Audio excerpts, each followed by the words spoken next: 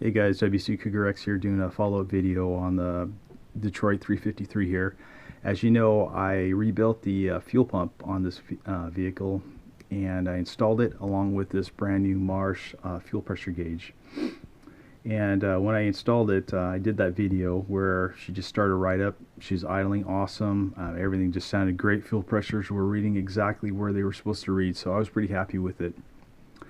A few days ago, I took my son down to his friend's house, which is about a mile and a half away.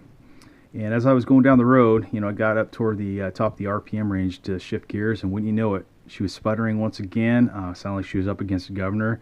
So I figured, oh great, issue's not solved. Maybe it's not a fuel issue. Maybe it's something more major that's internal. So I took my son down to his friend's house, came home.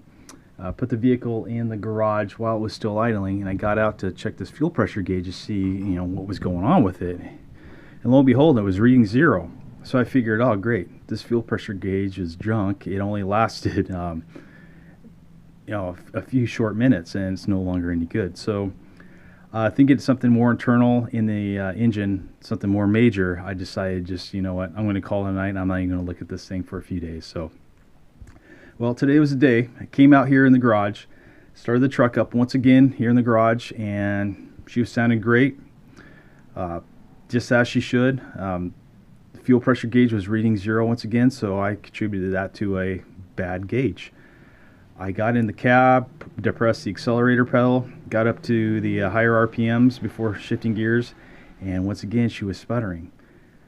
I got to thinking to myself, there's no way that this Marsh gauge is garbage. So I figure she wasn't getting any pressure. And one thing I did not do was to send air down this line for any blockage. What I did was I did suck fuel up through this line this way, but I never pushed any air down there. So I figured that's one thing I didn't do. It's worth a try. So I did that.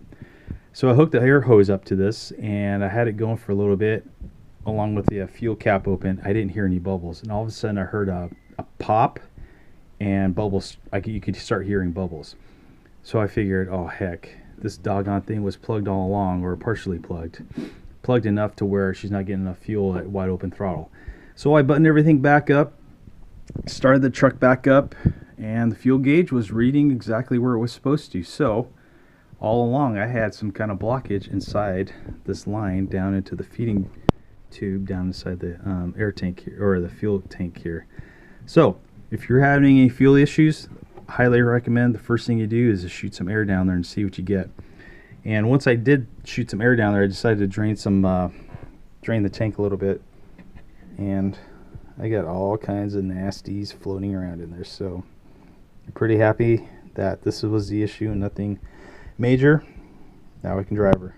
All right, WCU Cougar out.